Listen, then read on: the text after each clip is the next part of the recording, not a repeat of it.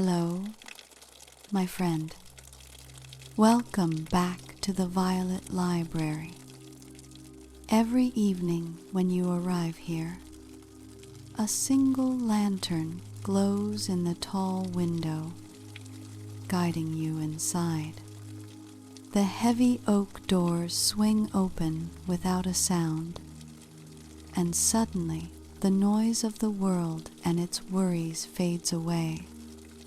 Within these walls, time slows. The shelves rise high above you, filled with books that whisper softly to one another. It is quiet here and safe. This is a place for you to rest. Take a slow, gentle breath. Inhale deeply and let it out with ease.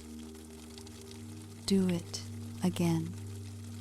In and out. With each breath, imagine setting down the weight of the day, as if you've been carrying too many bags, and now at last you can let them go.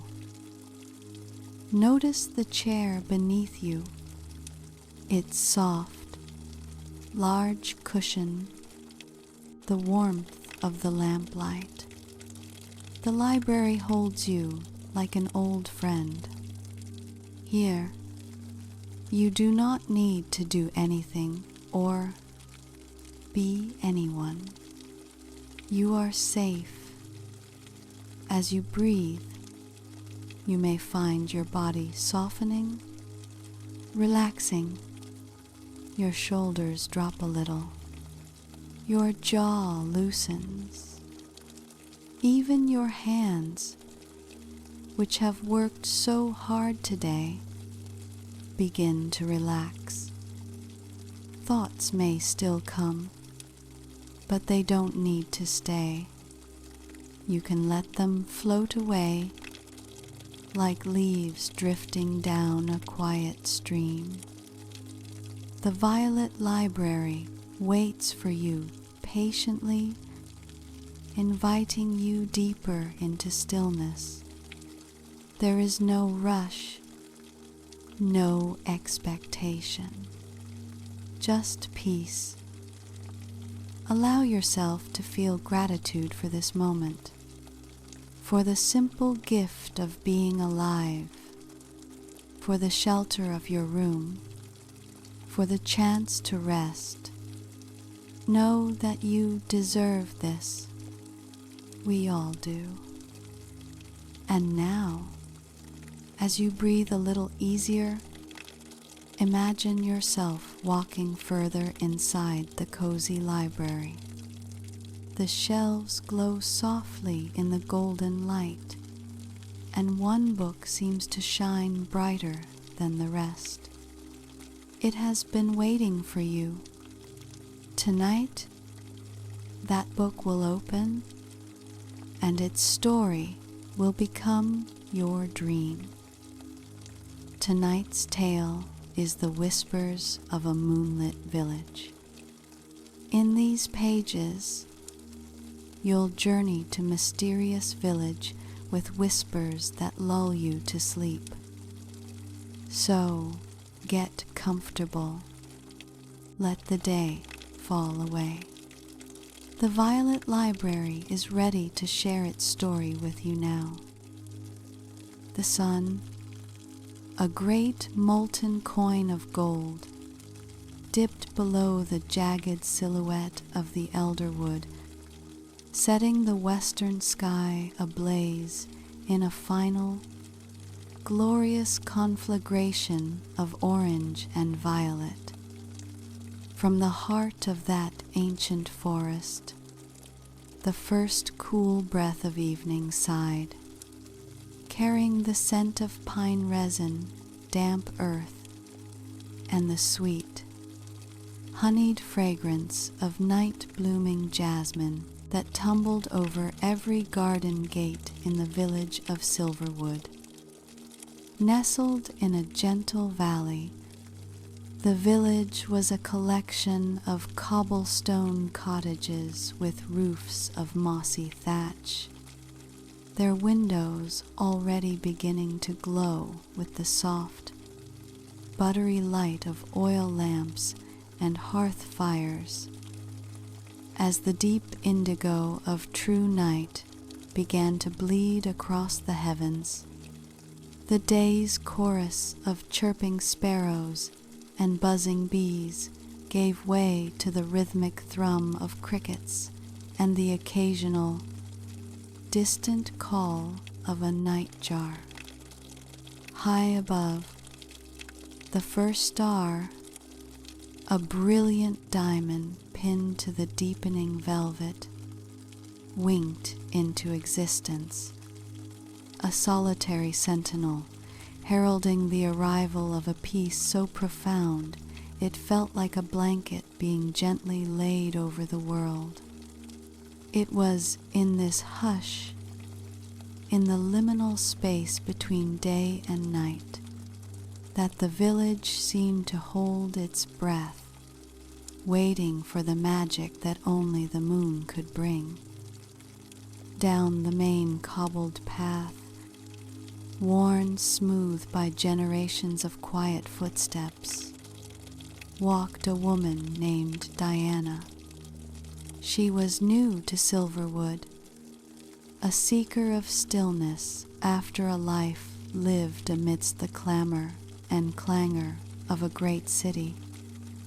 Her new home, a petite cottage named the Listening Post for its prime position at the edge of the whispering woods, awaited her, its stone walls still cool from the day's shade.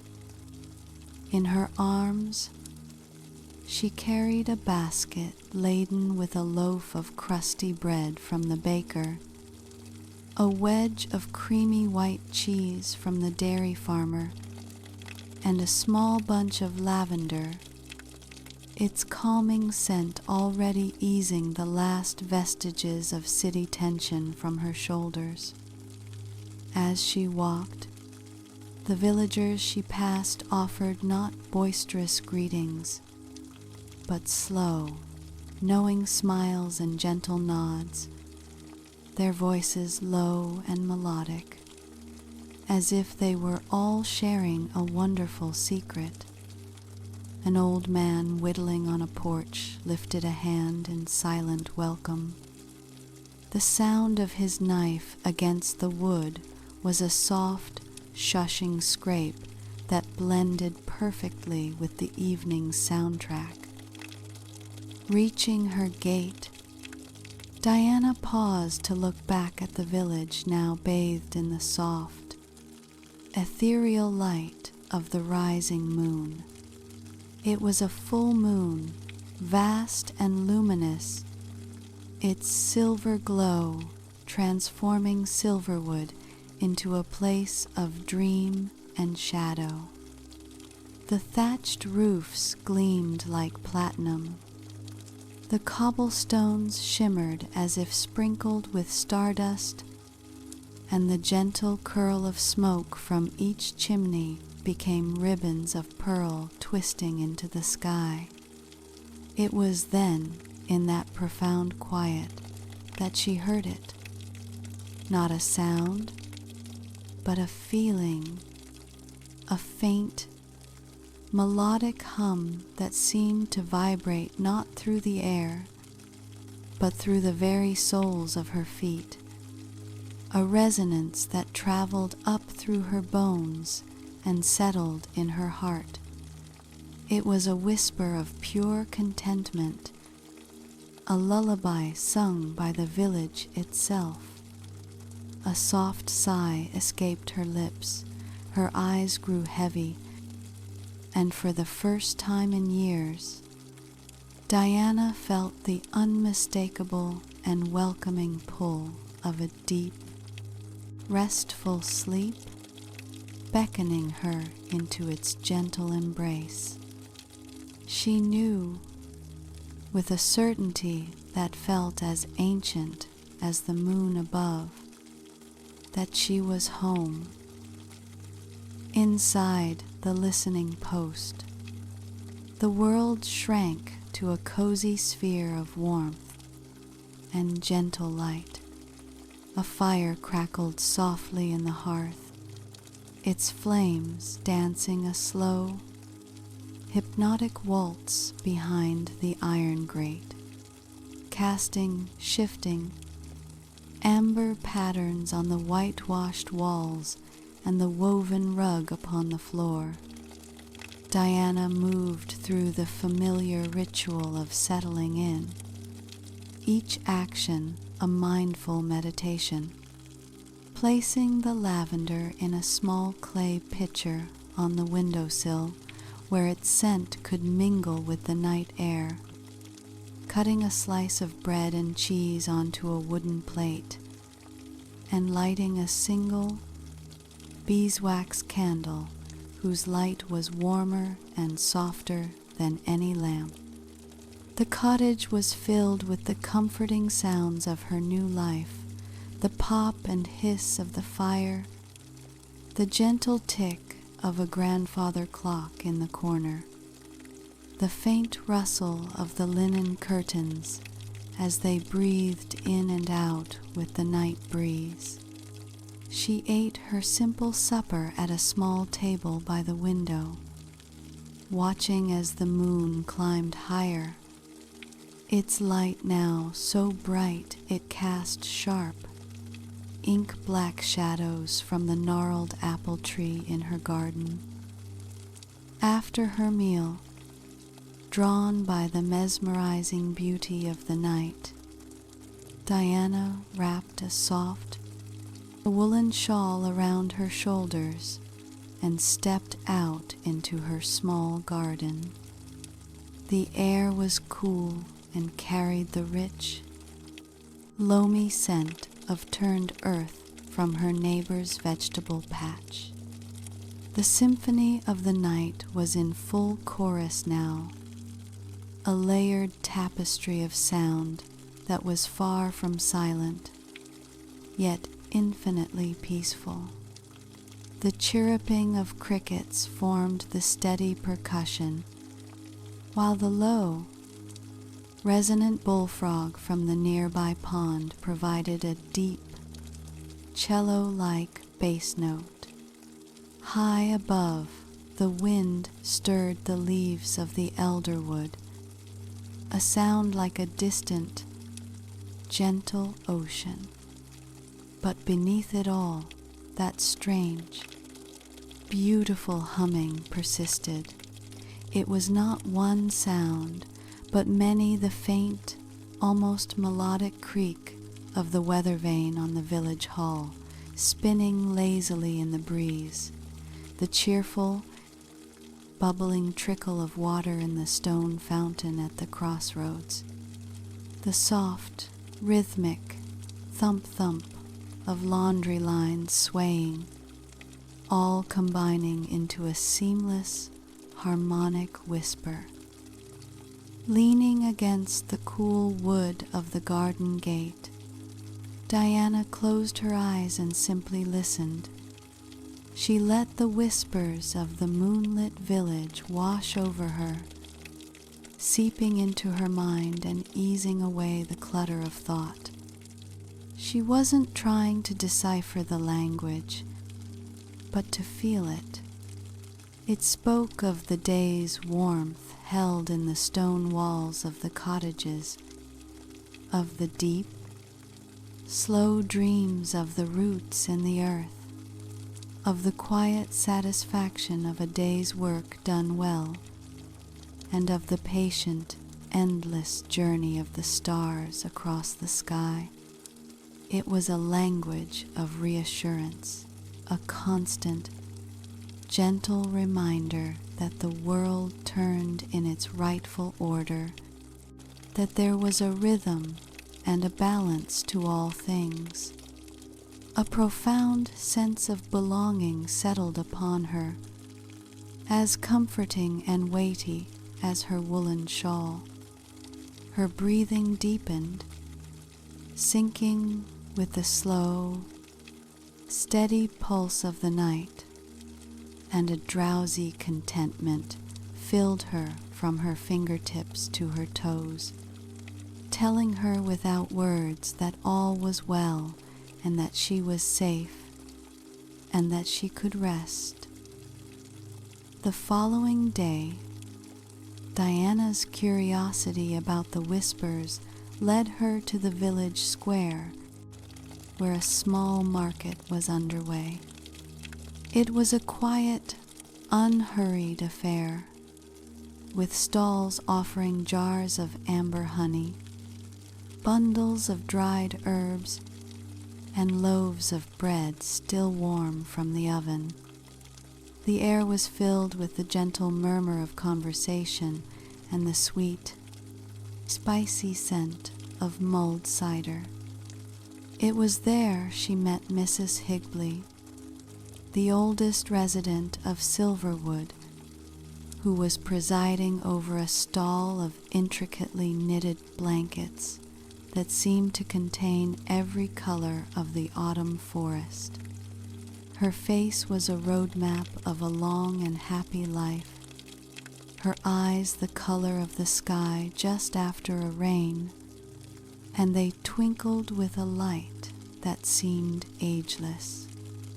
When Diana, after purchasing a blanket of impossibly soft wool, tentatively mentioned the whispers she heard at night, Mrs. Higley's smile widened into a knowing grin that crinkled the corners of her eyes.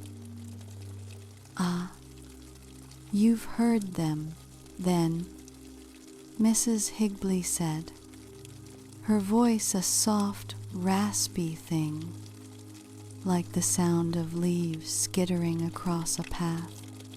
"The Moonlit Village's whispers. Not everyone does, you know. Only those who are ready to listen." She invited Diana to sit with her on a nearby bench under the dappled shade of a great oak tree. As they sat, she began to weave a tale not from thread, but from memory and mist. She spoke of the village's founding, centuries ago, by people who sought harmony with the land, who built not to conquer, but to coexist. She told of how the moon, witnessing their respect, had blessed the valley, weaving its light into the very stones and streams. "The whispers," she explained, "are the village breathing. They are the sound of its history, its joys, its small sorrows, and its endless contentment. They are the stories of every soul who has ever found peace here, lingering in the air like the scent of lavender." Mrs. Higley pointed a gnarled, gentle finger towards various points in the village. "That low humming drone you hear near the mill pond? That's old Miller Hemlock from 200 years ago, still humming the tune his wife loved. The light tinkling chime-like sound near the flower boxes, that's the laughter of the children who planted the first seeds there. It's all still here," she murmured, her eyes closing as she listened to the quiet afternoon air. "The past isn't gone in Silverwood. It's simply resting, adding its voice to the lullaby. We are all part of the story, my dear. And now, so are you." Her words settled over Diana not as a strange fantasy, but as a simple, beautiful truth. The weight of history, instead of feeling heavy, felt supportive, like being held in the arms of countless generations who had all found exactly what she was now finding, a deep, abiding, and whisper-soft peace. As the next full moon rose, painting the village in its signature silver, a special energy began to thrum through Silverwood, different from the usual nightly calm.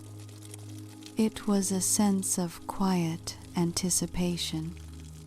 Following the guidance of Mrs. Higley, Diana joined the other villagers as they emerged from their cottages, not with the boisterous energy of a daytime festival, but with the serene purpose of a cherished ritual.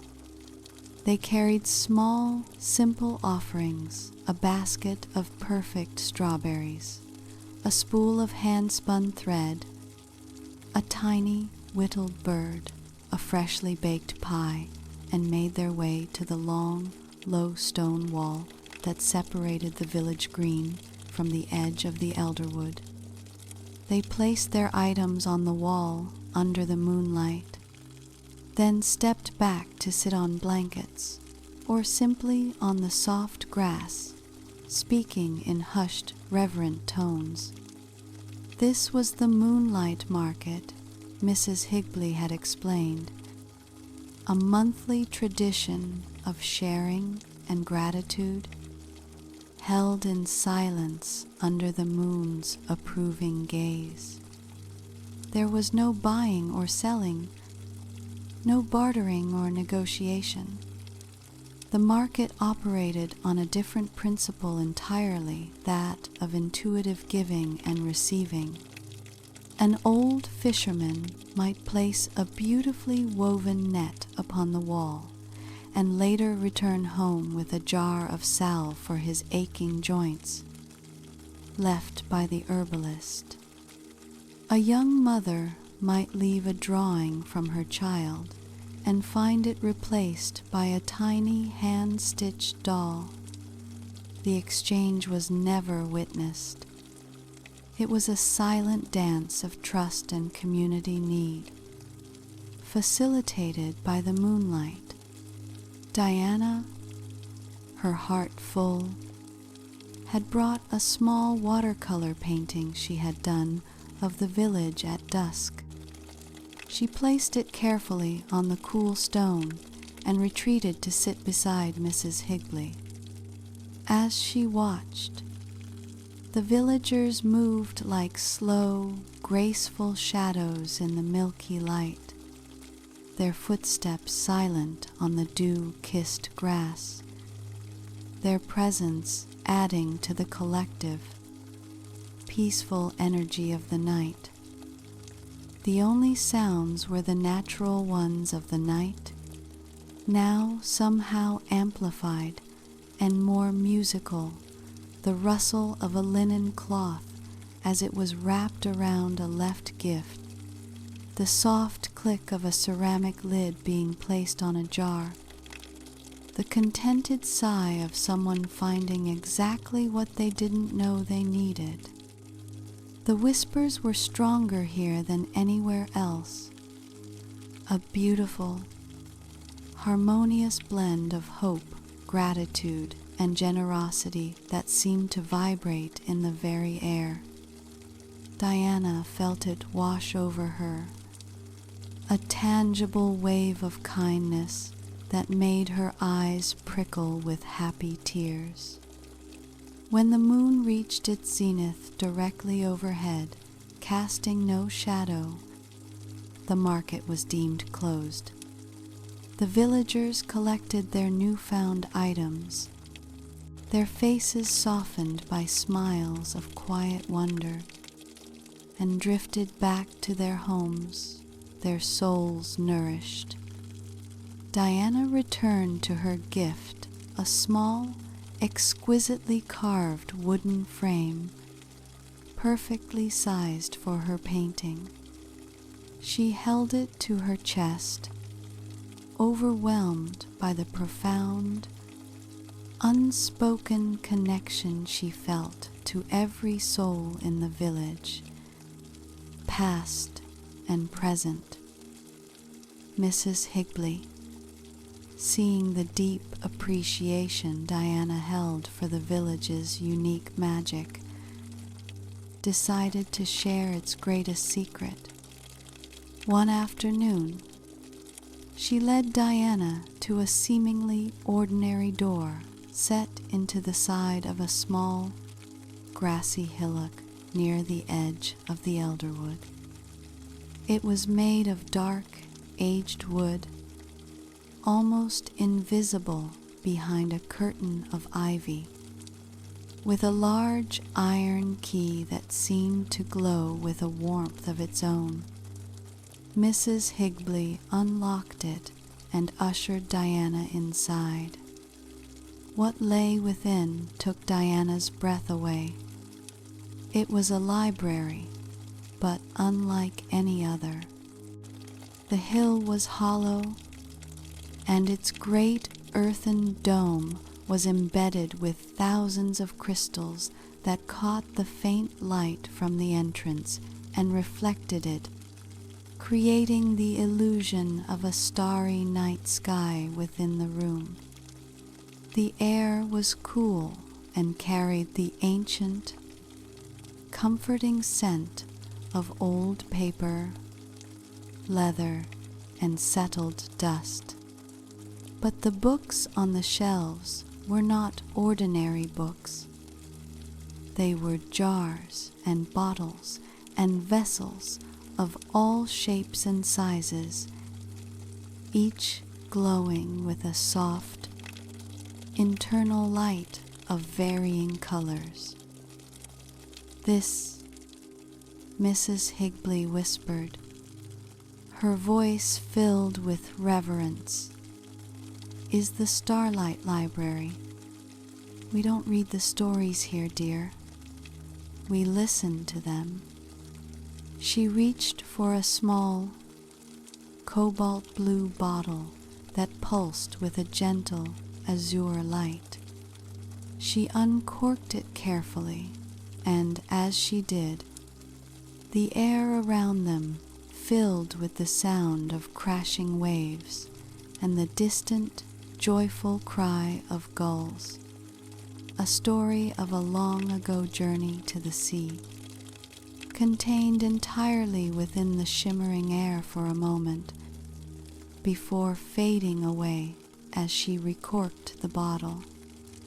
Another jar, this one of amber glass, released the scent of a baking apple pie and the sound of a family's laughter from a century past.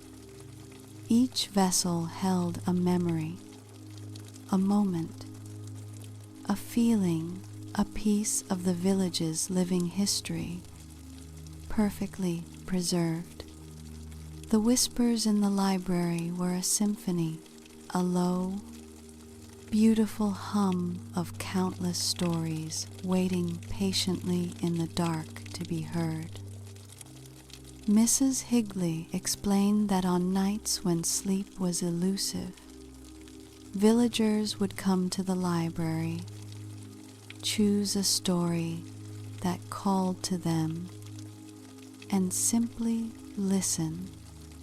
The stories were not long epics, but fleeting moments of pure emotion and sensation, the triumph of a first step, the comfort of a hug, the peace of a solitary walk in the woods. They were the building blocks of the nightly whispers that blanketed the village. "The moonlight charges them," Mrs. Higley said, pointing to a small shaft in the dome that would allow the moon's rays to directly touch the shelves. "And the stories, in turn, feed the village's soul. It is a perfect circle." Diana, moved beyond words, simply sat on an old, comfortable chair in the center of the room, letting the soft, collective murmur of the library wash over her. It was the most peaceful place she had ever been, a sanctuary of silence and story, and she felt her own heart's rhythm slow to match its timeless, tranquil beat. Time in Silverwood seemed to flow differently, not in a straight line, but in a gentle, meandering loop, like the path of a lazy river. Diana's days were filled with simple pleasures, tending her garden, painting the ever-changing light on the valley, sharing tea and quiet conversations with her new neighbors. She had become a part of the village's rhythm, her own presence now another thread in its rich, woven tapestry. The city she had left behind felt like a dream from another life, its noise and haste replaced by the deep, resonant peace of the moonlit nights.